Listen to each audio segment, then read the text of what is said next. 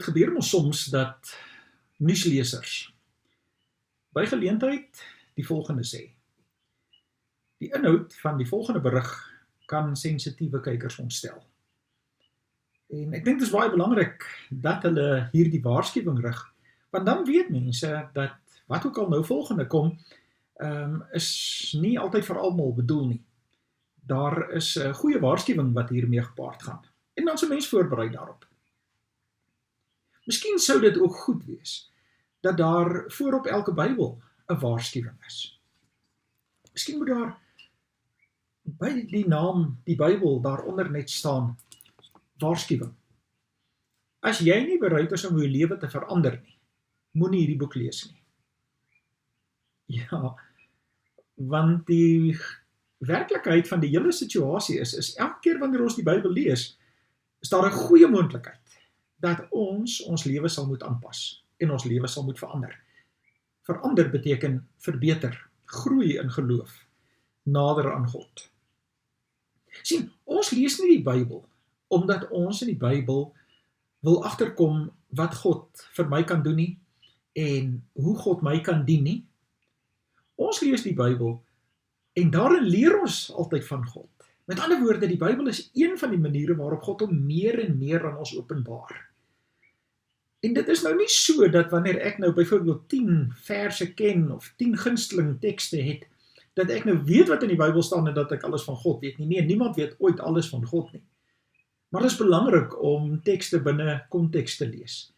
Om nie net 'n paar tekste te vat en hulle soos kraaltjies in 'n toutjie in te ryg en dis die paar tekste waarin ek vashou.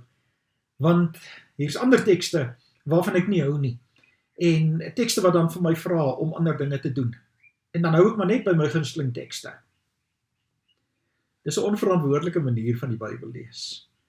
Want as ons die Bybel lees, dan moet ons weet, dit is soos 'n spieël waarin ons kyk. Ons kom staan voor God met 'n afwagting, met 'n verwagting. En ons wil leer wat hy vir ons wil sê, wat hy vir ons wil leer, sodat ons ook dienooreenkomstig kan lewe. En daarom weer, as ons die Bybel lees, dan leer ons God ken. En waarhede van God wat ons daarin ontdek.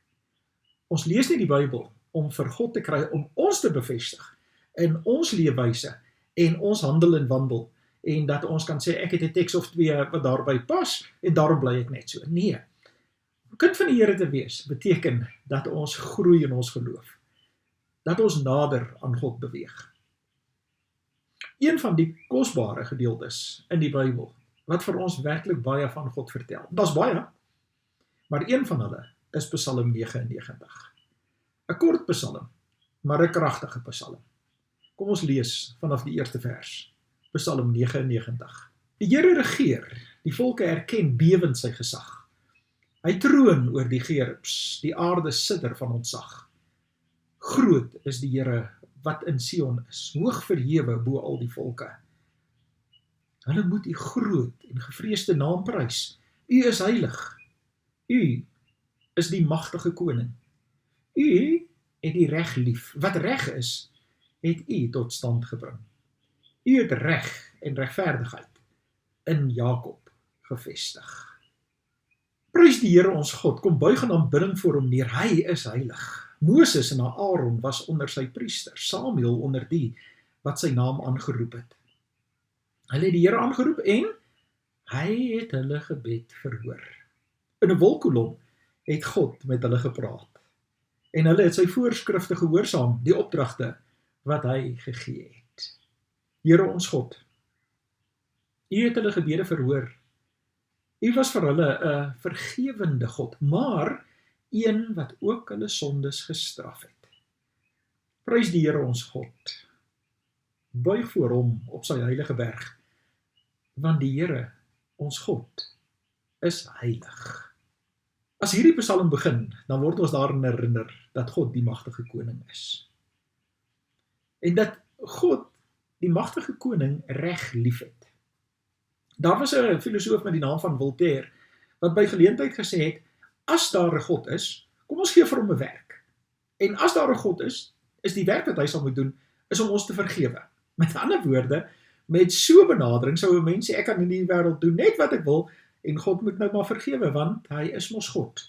So as hy 'n rare God is, laat hy maar vergewe. Maar dis nie die boodskap van die Bybel nie. Die boodskap van die Bybel is dat God, wat die magtige koning is, reg en geregtigheid instel. En dat dit pilare in sy koninkryk is. Dat dit is waarop dit gevestig is. Dat God nie 'n God is wat vir ons toestemming gee om te sê, ag, met hierdie ou sondetjies kan jy nou maar wegkom en daai hoef jy jou nie oor te bekommer nie. Daar's in elk geval nie so iets soos groot of klein sondes nie, maar God wat reg en geregtigheid liefhet en God wat heilig is. En daarom nie een van ons is heilig nie, maar ons moet hierdie heiligheid van God nastreef in die wyse waarop ons leef en probeer om te leef soos wat hy wil hê dat ons elkeen moet leef. Vers 6 en 7 gryp terug en herinner elke leser daaraan dat Moses en Aaron met die uittog uit Egipte en Samuel in die tyd toe hy profeet was en veral dan in die konings wat gesalf moes word en die dinge wat in daardie tyd gebeur het, dat Moses en Aaron, die wolk en die vuurkolom en Samuel en dan die mooie daarvan, hulle het tot God gebid en hy het hulle gebede verhoor. Vers 7 is weer eens een van hierdie belangrike verse in hierdie psalm. In 'n wolkkolom het God met hulle gepraat. En hulle het sy voorskrifte gehoorsaam, die opdragte wat hy gegee het. God praat met ons. God gee sy opdragte vir ons. Hy verwag dat ons dit moet gehoorsaam, dat ons dit moet uitvoer. En wanneer ons dit uitvoer, soveel keer in die wysheidsliteratuur, in die psalms en spreuke, sal ons soveel keer kry, dat wanneer ons stuur aan God se opdragte en dit uitleef, dat hy vir ons net ook seën, dat hy vir ons lei en dat hy vir ons gebruik. En daarom kry ons so 'n besondere beskrywing van God ook in die 8ste vers. Here ons God, U het hulle gebede verhoor. Ons gebede slaan nie teen die dak vas nie. God hoor ons gebede. God verhoor ons gebede op sy tyd, op sy manier. Maar dit gaan verder ook om te sê, U was vir hulle 'n vergewende God. Aangrypend dat ons dan kan weet dat ons nie te doen het met 'n God wat sê, elke fout wat ons maak, gaan hy vir ons met 'n weerligstraal byvoorbeeld slaan nie. Maar 'n God wat vergewe wanneer ons vir hom kom sê dat ons jammer is en dat ons bekeer, weg van die verkeerde pad en die regte begin doen. Maar God was nie net 'n vergewende God volgens vers 8 nie, maar ook die een wat hulle sondes gestraf het. En dit moet ons nou maar uit die Bybel uit bly leer, dat God die God is wat ook sonde straf. Weerens op sy manier. Hy is genadig en hy vergewe. Maar God verdra nie dat ons nou van hom misbruik maak om net te sê, kom ons gebruik al ons kaartjies op. Nou, onthou toe ons Monopoly gespeel het, ons nog 'n Engelse Monopoly gespeel, dan kry jy so 'n kaartjie wat sê get out of jail free. En party mense dink dat hulle dalk get out of jail free kaartjies by God kry, 'n klomp van hulle en elke keer net daai kaart wil speel. Nee, dan is dit 'n speelietjie. Maar om in 'n verhouding met God te staan beteken dat ons baie keer die gevolge moet dra van ons besluite, van ons dade. En wanneer ons die gevolge van ons besluite en ons dade moet dra, is ons nog steeds in die hande van 'n vergewende, genadige God. Maar, en dis baie belangrik, dat ons dan daaruit leer. Dat ons daaruit leer. Ons het die voorreg om sy kinders te wees, om hom te kan ken, sy lof te besing, hom te aanbid en te gaan leef in al die genade en al die seën wat hy vir elkeen van ons elke dag gee.